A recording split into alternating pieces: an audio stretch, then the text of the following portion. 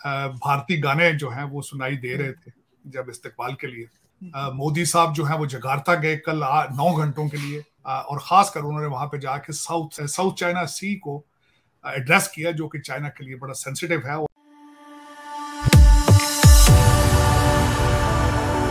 जय हिंद दोस्तों, इस वीडियो को लाइक और शेयर करना मत भूलेगा। तो दोस्तों, आज पाक मीडिया G20 के बारे में बातचीत कर रहा है। पाक मीडिया कह रहा है कि G20 में भारत डोमिनेट कर रहा है और भारतीय कल्चर G20 के हर प्रोग्राम में, और जब वर्ल्ड लीडर प्लेन से उतर रहे थे उस वक्त भी इंडियन कल्चर और गाने बज रहे थे। तो पाकिस्तानी मीडिया आज इस पे बातचीत कर रहा है और पाकिस्तानी मीडिया ये कह रहा है कि भारत G20 में डोमिनेट कर रहा है और चीन जो नहीं आया उसके खिलाफ भी भारत ने अब G20 में एंटी चाइना नैरेटिव चला दिया है। और मोदी जी भी इसलिए जकार्ता गए थे वहाँ पे ग्लोबल साउथ और चीन के खिलाफ नैरेटिव बिल्ड करने के लिए, और वहाँ पे चीन भी बहुत ही नाराज हुआ था। तो पाकिस्तानी मीडिया कह रहा है कि G20 में भारत और मोदी जी साइन कर रहे हैं। दोस्तों, ये वीडियो बहुत ही मजेदार है, तो इसे आप पूरा जरूर देखिएगा। तो चलिए और इंतजार न करके ये वीडियो देखते हैं। प्रेसिडेंट बाइडेन जो हैं ये भी रास्ते में जर्मनी में जहाज को रिफिल करा के फिर दिल्ली पहुंच जाएंगे, पहुंचने वाले होंगे किसी वक्त। G7 मालिक भी आ रहे हैं ना, G20 के अंदर ही G7 घुसा हुआ है ना, तो G7 के मालिक भी आ रहे हैं। सर, दिल्ली की पिक्चर्स आ रही हैं सोशल मीडिया पे, बड़ा खूबसूरत सजाया गया है G20, और आज आपके प्रेसिडेंट यानी अमेरिकन प्रेसिडेंट जो है वो भी पहुंच गए। क्या कहेंगे आप? मैं देख रहा था, बल्कि मेरा जो पीछे से भारतीय गाने जो हैं वो सुनाई दे रहे थे जब इस्तकबाल के लिए, बल्कि इसके अंदर जो है कई पॉलिटिकल गेम्स भी जारी हैं। मोदी साहब जो है वो जकार्ता गए कल 9 घंटों के लिए, सुबह 8 से लेकर 6:30 बजे तक। 2 उन्होंने वहां पे कॉन्फ्रेंसेस सेट की, जाके मिले, और उन्होंने टोन सेट की इस G20 के लिए, और खासकर उन्होंने वहां पे जाके साउथ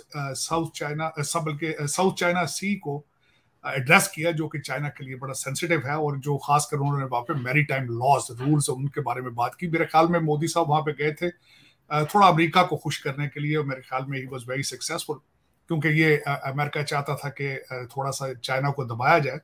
खासकर मोदी जी ने जो वहां पे स्पीचेस दी हैं, उन्होंने उसमें कहा कि 21st century is the Asia century. हम ग्लोबल साउथ की इकोनॉमिक स्टेबिलिटी चाहते हैं, तो सारा फोकस जो होगा ग्लोबल साउथ और इकोनॉमी का होगा, और जो वेस्ट एजेंडा लेके जा रहा है, बल्कि उन्होंने इस पे बातें भी शुरू कर दी हैं, वो एजेंडा यूक्रेन के बारे में लेके जा रहे हैं। और इंडिया, भारत जो है, उन्होंने कहा है कि यूक्रेन की बात जो है वो यूनाइटेड नेशंस में करनी चाहिए। This is not the platform for the Ukraine conflict. इस वक्त China is suffering not only political and economic crisis, real estate के क्राइसिस हैं। कोविड के बाद चाइनीज इकोनॉमी स्टेबल नहीं हो सकी। भारत जो है वो इकोनॉमिक अपने और पॉलिटिकल अपनी डिप्लोमेसी में they are going to the next level. मैं अपने मुल्क की तो बात नहीं करना चाहता, थोड़ी सी एम्बेरसमेंट होती है उसमें। There is no comparison to India, देखा जाए तो अगर वो ज्यादती है कंपैरिजन, लेकिन हमारा मुल्क भी is suffering big time, bleeding हो रही है। आपको पता ही होगा चित्राल में, तोरखम में जो हो रहा है वहां पे। आपका जो यूरोप है वो भी सारा बैंक्रप्सी के सर पे है। सबसे उसका सपोर्टिंग आर्गुमेंट में ये दूंगा आरजू, आज बर्मिंघम सिटी ने बैंक्रप्सी दे दी, आपने सुना होगा। यूके की इकोनॉमी बिग टाइम इस वक्त सफर कर रही है। Birmingham as a city as filed bankruptcy. तो ये इन यूरोप ने और यूरोपियन और वेस्टर्न सिविलाइजेशन, अब गेम इनके हाथ में नहीं है। फिर उसमें अगर देखा जाए तो मोदी जी की स्टेटमेंट ठीक है, the sun is rising from the east, और उसमें वो ईस्ट भी है।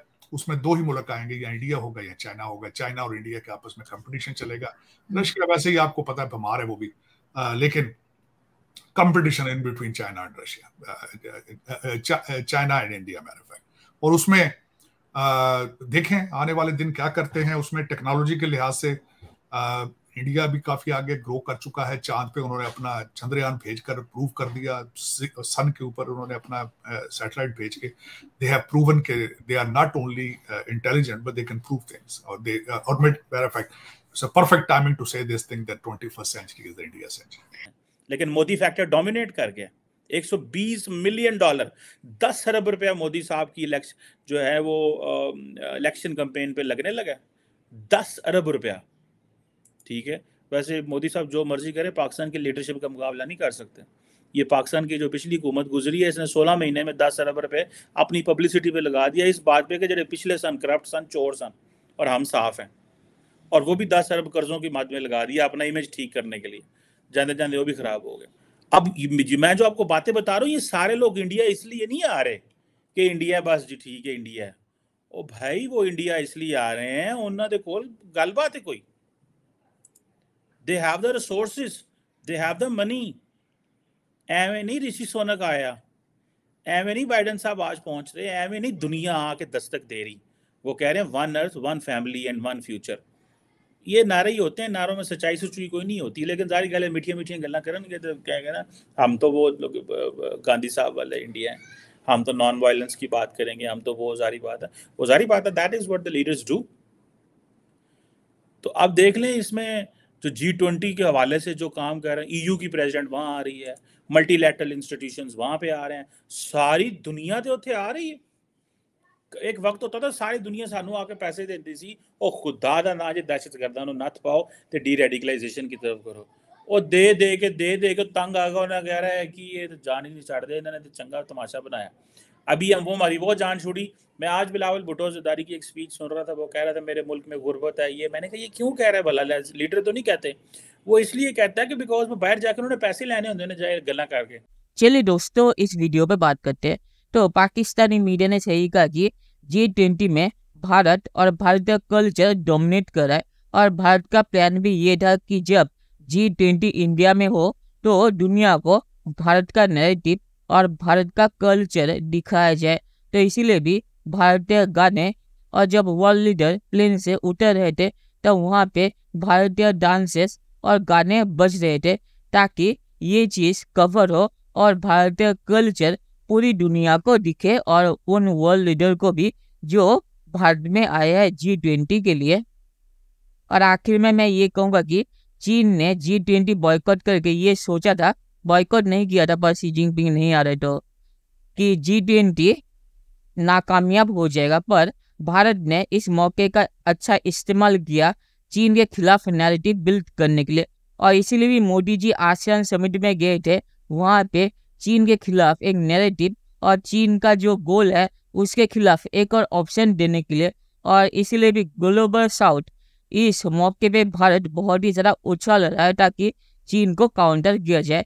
तो चीन का ये प्लान भी नाकाम हो गया। तो चलिए देखते हैं कि फ्यूचर में क्या होता है। दोस्तों, ये वीडियो देखने के लिए बहुत बहुत शुक्रिया, और हमारे चैनल को सब्सक्राइब करना मत भूलिएगा। Thank you very much.